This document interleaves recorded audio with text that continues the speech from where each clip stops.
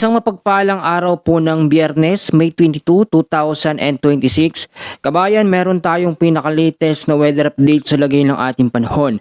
But before that, please don't forget to like and subscribe and then pahit na rin ng notification bell. Maraming salamat po.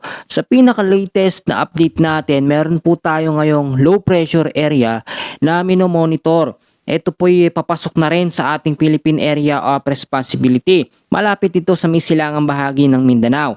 Sa huli pong pagtatala ng pag-asa, ang LPA po ay namataan na meron pong lokasyon 925 kilometers east of Southeastern Mindanao. Wala pa naman po itong masyadong epekto, pero dito lamang sa silangan po ng Mindanao, Eastern Visayas, nakakaapekto yung trap extension ng kanyang hangin. Parte ng Metro Manila, ilang bahagi ng Luzon, hindi naman naapektuhan ng trap extension po ng low pressure area. Bukod po dyan sa LPA, aktibo pa rin at meron pa rin tayong tinatawag na malinsaang hangin na nanggagaling sa Karagatang Pasipiko or etong easterlies. So sa Surigao del Norte, Surigao del Sur, ang weather condition po sa mga lugar na yan, cloudy skies with scattered rains and thunderstorms ang mararanasan dahil po sa trap ng low pressure area. Mamaya titignan natin kung magiging bagyo ba sa mga susunod na mga araw o kung lalakas sa super typhoon etong low pressure area. Sa area po ng Metro Manila, nalalabing bahagi ng Luzon, nalalabing bahagi ng Visayas ay patuloy po makakaranas ng partly cloudy to cloudy skies na meron pong isolated rain showers or thunderstorms dahil sa easterlies. Ang easterlies sa ngayon ay bumubugso na dahil nga po pawala na rin siya sa mga susunod na mga araw.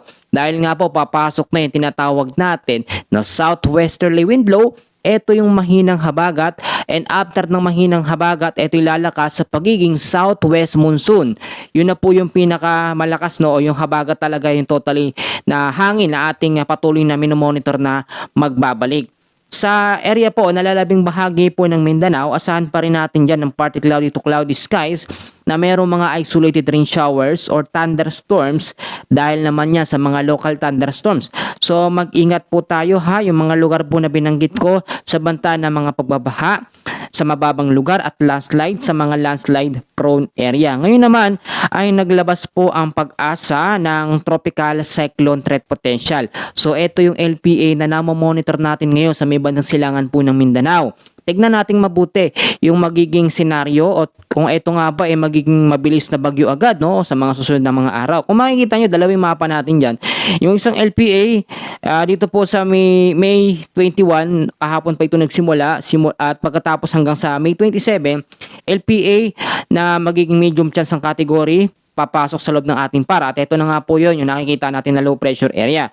Sa week to, pagitan ng May 28 hanggang sa June 3, nakikita pa rin ito magiging consistent na papasok sa loob ng ating Philippine Area of Responsibility bilang medium chance na kategorya para maging tropical depression o mahinang bagyo. And then sa kalurang bahagi, dito yung pwesto ng hanging habagat, no, or southwest monsoon.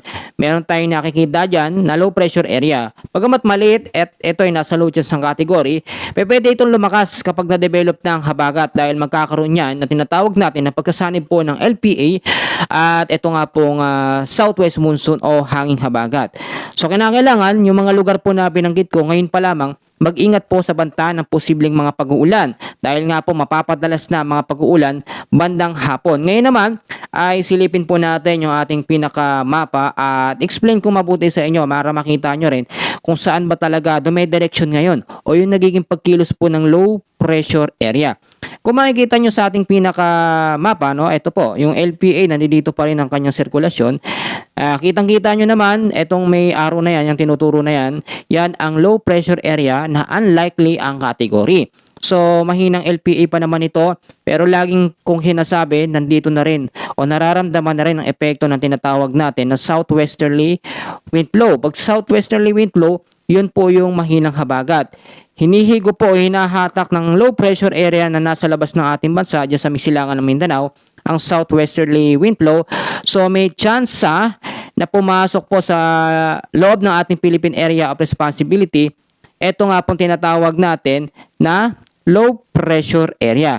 Kapag ka ito po pumasok sa loob ng ating PAR, magkakaroon na ng direktang epekto dito po sa may bandang silangan po ng Mindanao, Eastern Visayas at pwedeng mahagip ng trap or extension ng hangin ng LPA ang silangang bahagi po o North Luzon, no? Kasama ang ilang bahagi ng Metro Manila, extreme Northern Luzon. Kapag na-develop naman po bilang isang tropical depression or bagyo, itong low pressure area, tandaan ho ninyo, tatawagin na ho itong bagyong Doming. So ang bagyong Doming, pang-apat na bagyo pa lang ngayong 2026 kapag na-develop, at inaasahan natin etong bagyong Doming magkakaroon po ng pwedeng posibleng paglakas. So bakit naman ito lalakas? Kasi yung mga naunang bagyo, mga mahihinang kategorya. Yung bagyong Kaloy nga po, hindi nga nagpaulan sa ilang bahagi ng ating bansa. So nasa ganito ang explanation. Kapag na-develop na bilang low pressure, tropical depression ng LPA at aktibo na ang hanging habagat dito sa kanlurang bahagi ng ating bansa, magkakaroon niya ng pagsasanib ng lakas. So ang tendency, yung rapid intensification mangyayari dito nga po sa LPA kapag ka ito ay naging tropical depression. Pagka tropical depression naman, hindi naman yan masyadong nagbibigay ng mga malalakas na hangin. Ang tropical depression, nagtataglay lamang ito ng hangin na 39 to 62 kilometers per hour. More on mas maraming ulan ang ibinibigay ng level 1 na category po ng bagyo, which is ito po ang tropical depression. Kapag mga super typhoon, mga typhoon category na bagyo, hindi masyadong maraming ulan ang ibinibigay nito, pero napakalakas naman ang hangin. Ang hangin niya ay yung tinatawag natin na life-threatening na lakas ng hangin, which is nakakatakot po talaga at sobrang delikado po yon.